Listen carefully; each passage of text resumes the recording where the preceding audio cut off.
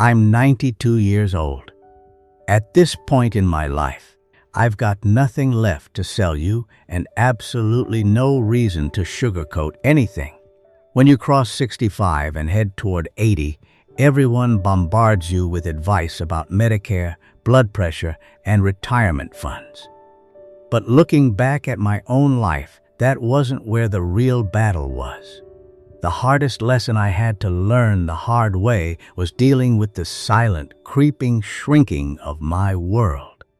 You start cutting out routines, saying maybe next time to friends, and quietly pulling back, thinking you're just saving energy. You're not. You're walking right into a trap. Today, I want to share the raw truths about that 65 to 80 stretch that nobody ever warned me about. Not to preach, but to help you keep your world wide open before it quietly closes on you. The first challenge is the stubborn pride that stops you from taking a helping hand.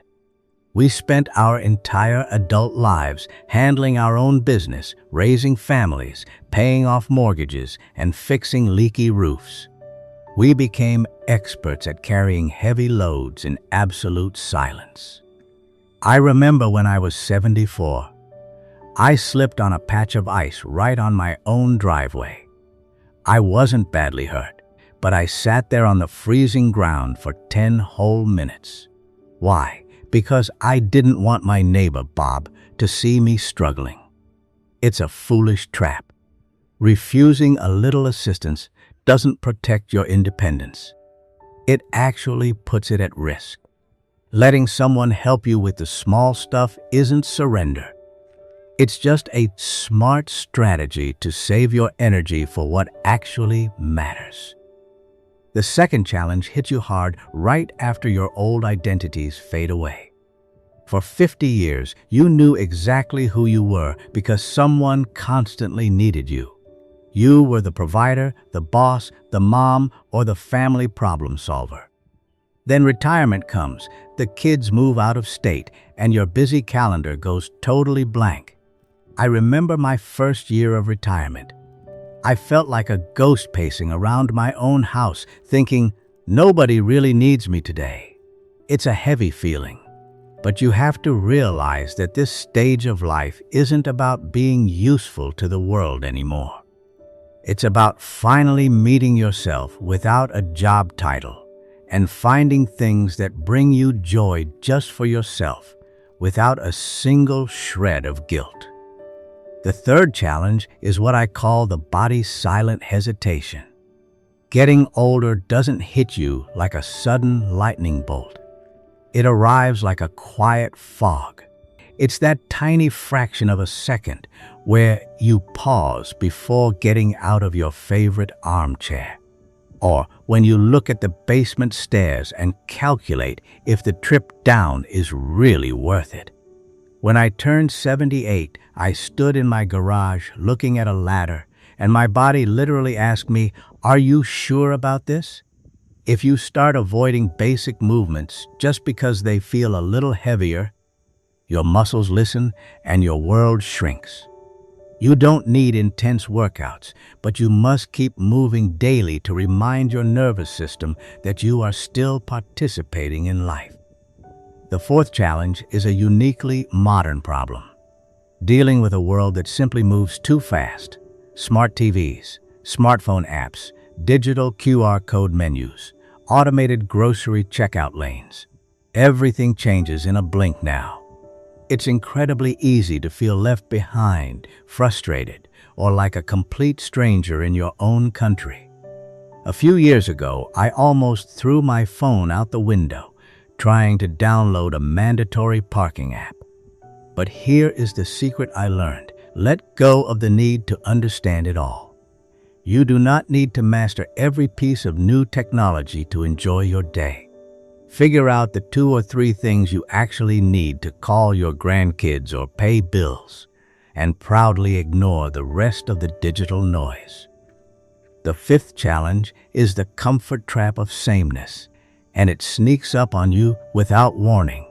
One day you wake up and realize you've been eating the exact same breakfast, watching the same cable news channels, and driving the exact same route to Walmart for months.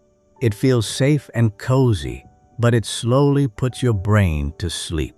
When I turned 80, I noticed my days were blurring together like cheap photocopies. My mind was losing its spark. The aging brain doesn't need wild adrenaline rushes, but it absolutely thrives on small surprises. Do one unfamiliar thing a week. Drive down a different street. Try a new diner. Give your mind a reason to wake up and record life again. The sixth challenge is the fading drive to reach out to people. Your social circle doesn't vanish overnight. It shrinks because staying home just feels easier than putting on shoes. You start telling yourself, "I'll call them tomorrow," but tomorrow easily turns into 6 months of silence. After I lost my wife, I'd hear my neighbors laughing over the fence, and a voice in my head would whisper, "Just stay inside, it's less effort." Loneliness at our age isn't just about being alone. It's losing the instinct to reconnect. Don't wait for the motivation to show up. Force yourself to talk with the grocery cashier or wave to a neighbor. Those tiny repeated interactions keep your soul alive. The seventh challenge is carrying the quiet sadness of invisible absences. By the time you get to this stretch of life, you have lost siblings, old friends, and spaces you loved that simply don't exist anymore. This kind of grief isn't loud or dramatic. It hits you out of nowhere while you're pouring your morning coffee or hearing an old song on the car radio. For years, I caught myself reaching for the phone to call buddies who had been gone for a decade.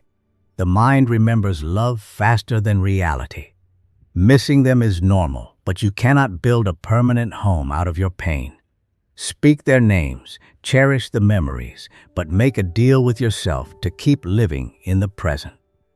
Look, if you're sitting there between 65 and 80 and life feels a bit heavier right now, hear me clearly. You are not failing. You are just carrying a soul and a body that require more intention than they used to, and that is just plain human aging. True peace at our age isn't about fighting reality or proving to the world that you can still do it all alone. It's about adapting. It's about learning softness without surrender. Start measuring your worth by the smaller joys: a hot cup of coffee in the morning sun, a short phone call with a grandkid, or a quiet walk at dusk. Those things sound small when you're young, but at 92, I can tell you they are the whole world. Take the walk, make the call, try that unfamiliar thing, and let someone help you today. Take care of yourselves out there, my friends. I'll see you next time on the porch.